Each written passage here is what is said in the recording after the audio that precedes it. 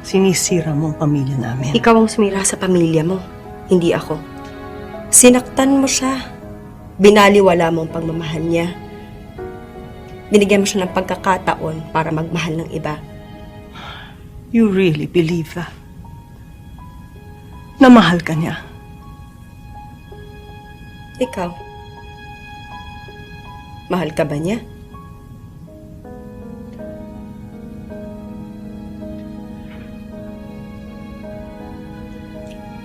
I am still his wife.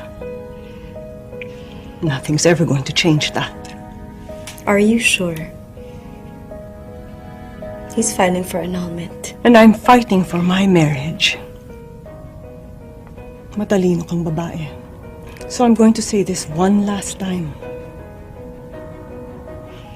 Layuan mo ang asawa ko. Paano kung ang asawa mo ay lumayo? E di malandi ka. Look who's talking.